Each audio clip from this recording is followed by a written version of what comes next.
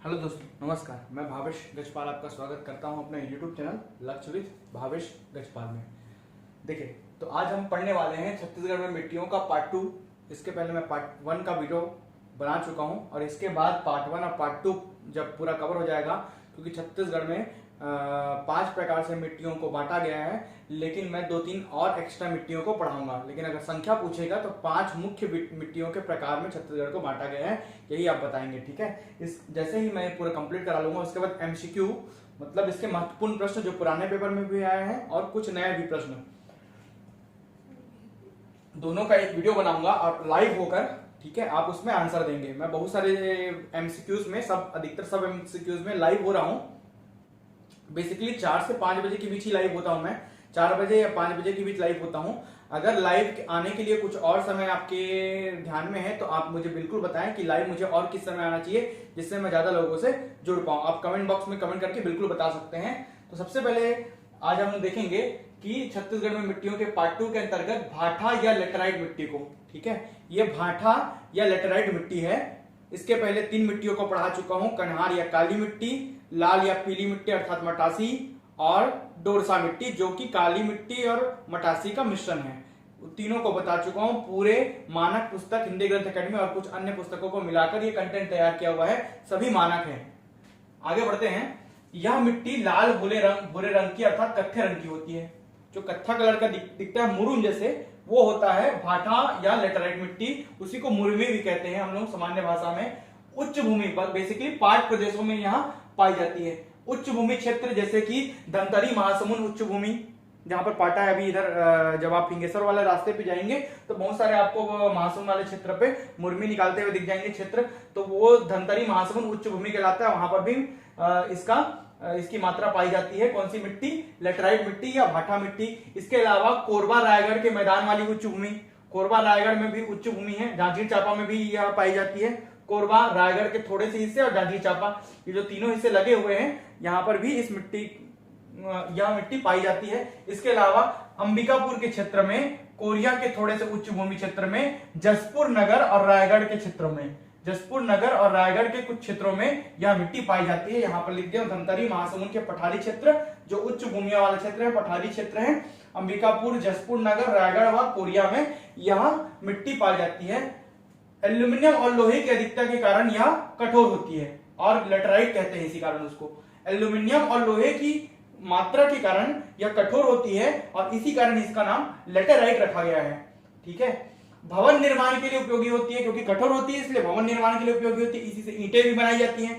ईंटें लेटराइट मिट्टी से ही बनती है। भवन निर्माण के लिए उपयोगी मुरमी या भाठा कहते हैं इसको। पीएच मान इसका 5.2 है। हर मिट्टी का मैं पीएच मान पढ़ाया हूं और उसकी प्रकृति पढ़ाया, उससे उसकी प्रकृति का आप ज्ञात कर सकते हैं कि कौन सी प्रकृति का। ये पीएच मान 5.2 है, मतलब थोड़ी सी अम्लीय प्रकृति का है। 7 से नीचे है, इसलिए 7 से ऊपर होता तो क्षारीय हो जाता। बंजर भूमि भी कहते हैं। ये मिट्टियां जिन क्षेत्रों में पाई जाती है उन क्षेत्रों को बंजर भूमि कहते हैं। जैसे जांजगीर चांपा का बहुत सारा इलाका सूखाग्रस्त इलाका है, वो सभी इन्हीं मिट्टियों से ढका हुआ है। छोटे छोटे कंकड़ के कण पाए जाते हैं इन मिट्टियों में। प्रमुख फसल इनमें क्या उगा सकते हैं हम लोग? बगानी फसलें के लिए महत्वपूर्ण है आलू, टमाटर, चाय, लीची। जसपुर के पठारी इलाकों में, रायगढ़ के पठारी इलाकों में, अंबिकापुर के पठारी इलाकों में यही मिट्टी पाई जाती है, इसलिए वहां बगानी फसल होता है। उन क्षेत्रों में आलू, टमाटर, चाय और लीची की फसलें, बगानी फसलों के लिए यह मिट्टी महत्वपूर्ण होती है, जिसे हम भाटा या लेटराइट कहते हैं। इस मिट्टी का निर्माण निछालन, लीचिंग की प्रक्रिया के थ्रू, लिंचिंग जिसको बोलते हैं, निछालन की प्रक्रिया के थ्रू होता है, मतलब छीलने की प्रक्रिया के थ्रू हुआ है, ऐसा मानते हैं। अब ये क्षेत्र तो आपको इस नक्शे में बता चुका हूं। धमतरी महासमुंद उच्च भूमि क्षेत्र, कोरबा जांजगीर चांपा के कुछ क्षेत्र, कोरिया के क्षेत्र, अंबिकापुर के क्षेत्र, जसपुर नगर और रायगढ़ के उच्च भूमि वाले क्षेत्र, उच्च भूमि या पठारी थोड़े से इलाकों में, 5 प्रदेशों में ये मिट्टी मिलती है। ठीक है, इसमें आगे मिट्टी पढ़ते हैं 5वें, 6वें और 7वें नंबर की मिट्टी पे। ठीक है, इसके पहले पार्ट के लिंक मैंने डिस्क्रिप्शन बॉक्स में दे रखे हैं, आप वहां से पहला पार्ट जरूर देखें। वैसे तो 5 ही प्रकार की मुख्य मिट्टी है। छत्तीसगढ़ में अगर पूछेगा तो 5 प्रकार से बांटा गया है। काली मिट्टी जिसे कन्हार कहते हैं, मटासी मिट्टी जिसे लाल पीली मिट्टी कहते हैं, लेटराइट मिट्टी जिसे टिकरा कहते हैं, भाटा कहते हैं, लाल बलुई मिट्टी और लाल दोमट मिट्टी। इतने ही मिट्टी प्रमुख है। 1, 2, 3, 4 और 5। इसके अलावा जो अन्य मिट्टियां पढ़ा रहा हूं उसके क्वेश्चन आए हुए हैं, कुछ कुछ छांट के मैं और अन्य मिट्टियों को पढ़ा रहा हूँ, जैसे 6वां 7वां नंबर का डोरसा मिट्टी पढ़ाया हूँ पहले वीडियो में। तो सब आप डिस्क्रिप्शन बॉक्स में जाकर देखें, वीडियो की क्वालिटी को बढ़ाकर देखें, पिक्सेल्स में सेटिंग में जाकर अपर टॉप कॉर्नर में जाकर, जैसे कोई वीडियो चालू किए हुए हैं तो उसके टॉप कॉर्नर में 3 डॉट्स बने हैं, वहां पर जाके पिक्सेल्स क्वालिटी में जाकर पिक्सेल्स को सेट कर लीजिए लगभग 480p ये कर लीजिए, तो आपको बहुत ही स्पष्ट रूप से सब लिखे हुए अक्षर आसानी से दिखेंगे। अब बढ़ते हैं आगे। तो 5वीं मिट्टी है लाल बलवी मिट्टी, इसको लाल रेतीली मिट्टी बोलती है, बालू मतलब रेत। तो लाल बलवी मिट्टी को लाल रेतीली मिट्टी भी कहा जाता है। 25 से 35% तक की उपस्थिति है इसकी छत्तीसगढ़ में। अन्य नाम इसका टिकरा है, इसे रेतीली मिट्टी भी कहते हैं। लाल बलवी मिट्टी को टिकरा कहा जाता है। इसकी प्रकृति अम्लीय होती है क्योंकि वह रेतीली है। फसल मोटे अनाज जैसे कोदो, कुटकी, ज्वार, बाजरा और तिलहन की फसलों के लिए बहुत ही उपयुक्त मिट्टी है। यह प्रमुख क्षेत्र कांकेर, बालोद, राजनांदगांव, दंतेवाड़ा, बस्तर और दुर्ग के क्षेत्रों में पाई जाती है, जहां थोड़ी सी बालू के कण पाए जाते हैं, जैसे कि बेसिकली राजनांदगांव के दक्षिणी क्षेत्र, बालोद का इलाका, कांकेर का ऊपरी इलाका, दुर्ग का निचला इलाका। इसके अलावा दंतेवाड़ा और सुकमा के इलाके जहां पर बड़ा क्रॉस बना है, क्रॉस के अंदर गोले के अंदर क्रॉस बना है, 1, 2 और ये 3 क्षेत्र यही लाल बलवी मिट्टी के क्षेत्र हैं। 1, 2 और ये 3 क्षेत्र, यहीं पर लाल बलवी मिट्टी पाई जाती है छत्तीसगढ़ के नक्शे में। राजनांदगांव, बालोद, कांकेर, दुर्ग का निचला इलाका, दंतेवाड़ा, सुकमा और बस्तर के क्षेत्रों में, इन क्षेत्रों को प्रमुख लाल बलवी मिट्टी पाई जाती है। लाल रंग आयरन ऑक्साइड के कारण होता है इनका लाल रंग। आयरन के ऑक्साइड्स होते हैं, जैसे कि फेरस डाइऑक्साइड और फेरस ट्राइऑक्साइड Fe2O3, Fe3O4, जिसको फेरस ऑक्साइड और फेरिक ऑक्साइड कहते हैं। नाइट्रोजन तथा ह्यूमस की कमी होती है, इसलिए कम उपजाऊ है।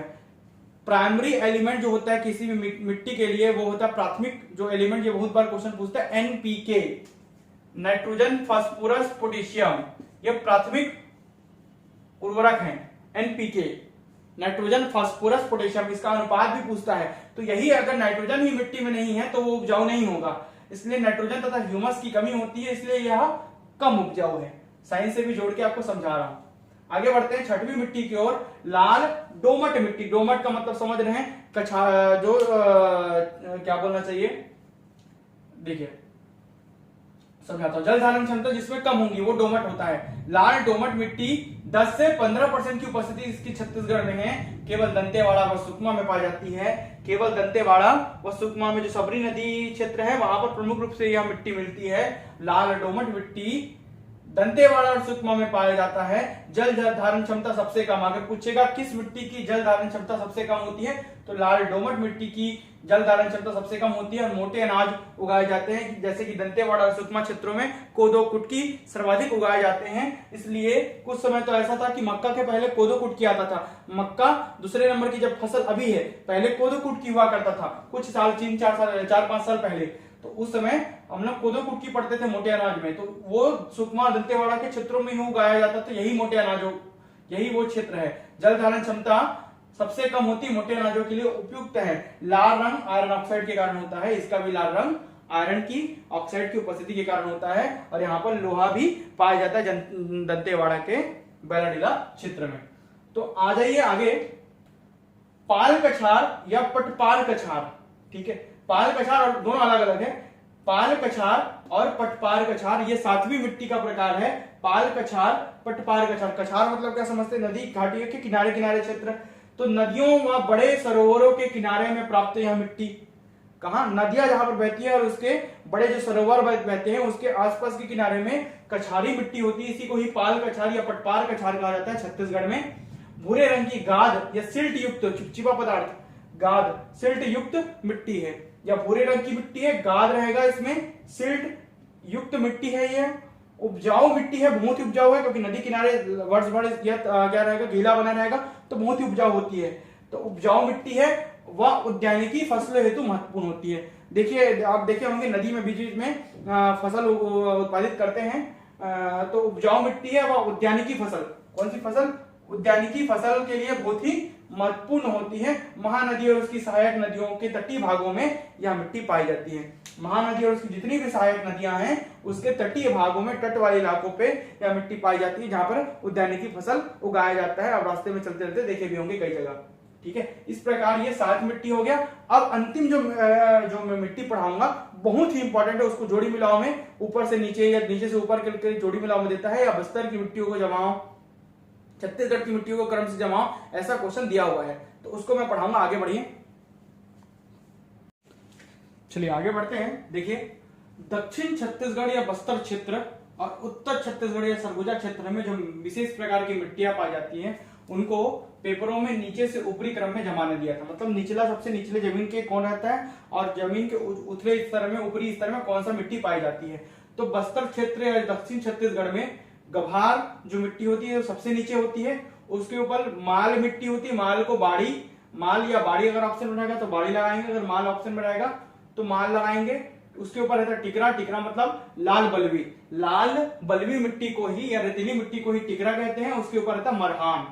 ठीक है, तो ये क्रम है दक्षिण छत्तीसगढ़ अर्थात बस्तर क्षेत्र के मिट्टी का। नीचे में गभार और सबसे ऊपर में मरहान मिट्टी रहती है। उसी प्रकार उत्तर छत्तीसगढ़ या सरगुजा क्षेत्र में सबसे नीचे बहारा मिट्टी रहती है, उसके ऊपर गाद छावर, उसके ऊपर छावर, उसके ऊपर टिकरा मिट्टी रहती है। यहाँ टिकरा मतलब लाल बलुई मिट्टी जो कि बेसिकली पठारों में पाई जाती है, इसलिए सरगुजा क्षेत्र पठारी इलाका है। सबसे ऊपर में टिकरा मिट्टी पाई जाती है। ठीक है, और देखिए अन्य कुछ मिट्टियों को, पहाड़ी मिट्टी कौन सी, भाठा और टिकरा मिट्टी। भाठा मिट्टी मतलब लेटेराइट मिट्टी और टिकरा मिट्टी मतलब लाल बलुई मिट्टी, दोनों को जब मिला लोगे, टिकरा मतलब लाल बलुई होता है, तो दोनों को जब मिला लोगे तो पहाड़ी बनता है, पहाड़ी मिट्टी कहते हैं। डोरसा जैसे कि पहले वीडियो में पढ़ाया और लिंक डिस्क्रिप्शन बॉक्स में जाकर देखें।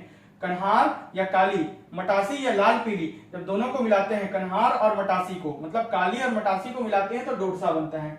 कछारी, इसके पहले पढ़ाया हूं पाल कछार और पटपार कछार, तो वही कछारी मिट्टी है। सिल्ट या गाद युक्त रेतीली मिट्टी को ही कछारी मिट्टी कहते हैं, जो नदी के कछारों के किनारे पाई जाती है। ठीक है, अब आइए मैं कुछ विशेष मिट्टियों के बारे में आपको जानकारी दे देता हूं, पढ़ा ही रहा हूं तो मिट्टियों को 4 वर्ग में बेसिकली बांटा जाता है। यहाँ पर 4 वर्ग आपको दिख रहे होंगे। वर्टी सॉल, सॉल मतलब मिट्टी बोल सकते हो, वर्टी सॉल, इंसेप्टी सॉल, अल्फी सॉल और अल्टी सॉल। वर्टी, इंसेप्टी, अल्फी और अल्टी, ये 4 प्रकार की मिट्टियों के वर्ग होते हैं। कहां कहां पाए जाते हैं? जो वर्टी सॉल होता है वो अल्प आर्द्र से शुष्क क्षेत्रों में पाए जाते हैं। इसकी जो क्षमता होती है वो अल्प आर्द्र से शुष्क होती है, कभी कभी अल्प आर्द्र होता है, कभी कभी शुष्क होता है।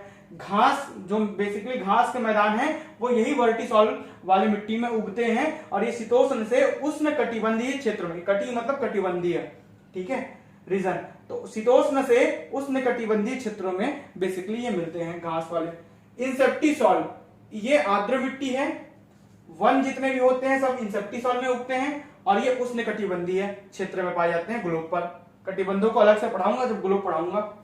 अल्फी सॉल, अल्प आर्द्र से आर्द्र, कभी अल्प आर्द्र रहते हैं कभी आर्द्र रहते हैं, ये इनका नेचर है, प्रकृति है। जब इनमें चौड़ी पत्ती वाले पतझड़ वन उगते हैं, क्या उगते हैं? चौड़ी पत्ती वाले पतझड़ वन इन्हीं अल्फी सॉल में उगते हैं और ये उष्णकटिबंधीय क्षेत्रों में पाई जाती है, ग्लोब में। अल्टी सॉल, ये आर्द्र होते हैं।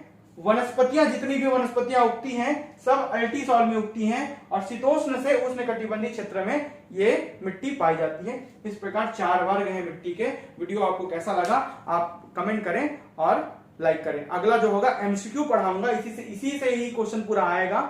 जितना पढ़ाया हूं, जितना 7-8 प्रकार की जितनी भी मिट्टियां पढ़ाया हूं उसी से ही आपके क्वेश्चन आएंगे, लाइव रहेंगे। लाइव में आप लाइव चैट ऑन करके आंसर देते रहेंगे। धन्यवाद।